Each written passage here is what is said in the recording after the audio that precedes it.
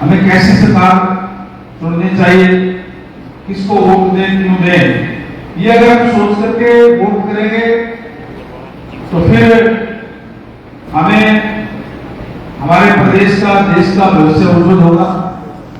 आज जो पार्टियां हमारे बीच में है वो आपके सामने है। मुख्य रूप से दो पार्टी हमारे यहाँ है।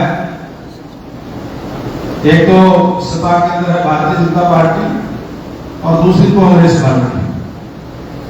भारतीय जनता पार्टी का शासन 10 साल से चल रहा है। कांग्रेस पार्टी की सरकार भी भारतीय जनता पार्टी की सरकार बनने से पहले 10 साल तक भूपेंद्र सिंह हुड्डा जी के नेतृत्व में रही और उस समय में जो हालात थे, विशेष रूप से युवाओं का के नौकरियों के रेट फिक्स थे। कौन सी नौकरी कितने पैसे में मिलेगी, ये रेट फिक्स थे। मास्टर लगना है तो 10 लाख रुपए दे दो, सिपाही लगना है तो 8 लाख रुपए दे दो, प्रोफेसर लगना है तो 18 लाख रुपए दे दो। इस तरीके से रेट फिक्स थे। और युवा जो था, आज बड़ी अच्छी बात है कि आप जाकर के कोचिंग ले रहे हैं, अपनी तैयारी कर रहे हैं, रात दिन मेहनत करके कि मेरिट में आकर के हम आगे बढ़ेंगे। जो लक्ष्य आपने जीवन के अंदर बनाया है, हमें किस फील्ड के अंदर जाना है, उसकी तैयारी करते हैं। आप रात दिन तैयारी करते हैं, कोई आपकी जगह पे अपने धनबल पे, पैसे के दम पे या केवल पॉलिटिकल सिफारिश से वहां जाए, यह तो बहुत बुरा होगा, नहीं होगा। तो इसलिए इस तरीके के हालात थे कि केवल और केवल नौकरी या तो पॉलिटिकल सिफारिश से मिलती थी या पैसे से मिलती थी। और भारतीय जनता पार्टी की सरकार बनते ही पहला काम ये किया कि पूरा हरियाणा हमारा परिवार है और यहाँ नौकरी केवल और केवल मेरिट पे लगेगी। जो बच्चा लगेगा वो हमारा है, हमारा हरियाणा प्रदेश का है। इसलिए मेरिट के आधार पर नौकरी देने का काम किया। मैं मीटिंग में बैठ रहा हूँ। मेरिट के आधार पर नौकरी देने का काम किया। और आज ऐसे ऐसे बच्चे भी पिछले 10 सालों के अंदर नौकरी लगे हैं, चाहे वो किसी भी कैटेगरी से हो, चाहे वो किसान हो, चाहे मजदूर का बेटा बेटी हो, चाहे दुकानदार का हो, व्यापारी का हो, और चाहे इतने गरीब घरों के बच्चे भी अगर आपको क्योंकि समाज के चलते आप देखते हैं कि कहीं भी अगर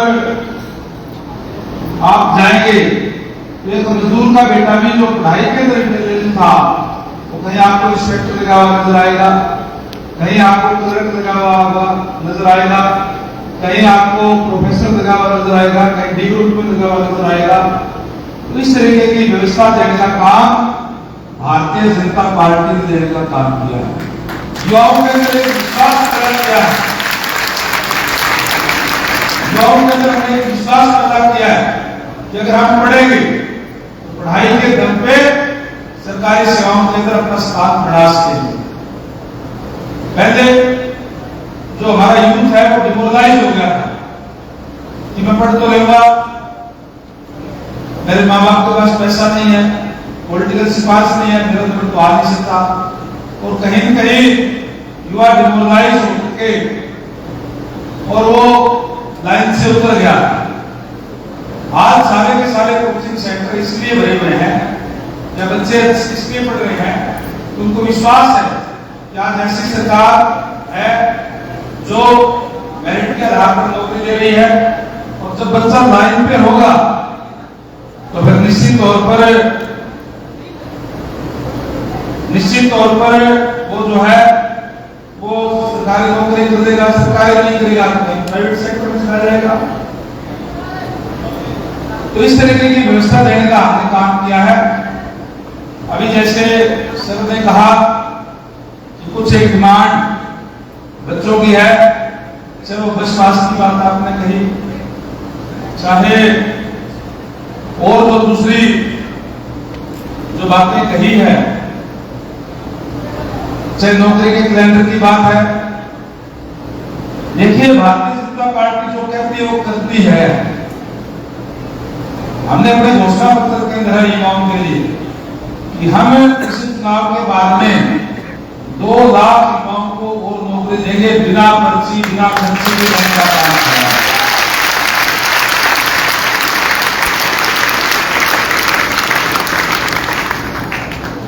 और इसी तरीके से बहुत सी ऐसी योजनाएं हैं जिससे आम आदमी को, गरीब आदमी को लाभ होगा। मैं आपको इस बात के लिए आश्वस्त करता हूं कि तो क्योंकि चुनाव का समय मैं कुछ कह नहीं पाऊंगा, जो घोषणा पत्र के अंदर जो चीजें वो मैं कह सकता हूं। बाकी चाहे विश्वास की बातें हैं, तो दूसरी बातें हैं, और चाहे आपकी बात अच्छी बात है कि आपने जो कहा कि सरकारी नौकरी में भी कलेक्टर के अंदर आए, आपकी तरफ से ये बात आई है। मतलब ये कहूंगा कि चुनाव के बाद भी आप एक बार से आपका डेपुटेशन आप मिलना और मिलके मेरे को ये चीजें रिटर्न के अंदर देना। मैं आपको इस बात के लिए आश्वस्त करता हूं कि जो आप कहेंगे 100% हम उसको लागू करने का काम करेंगे।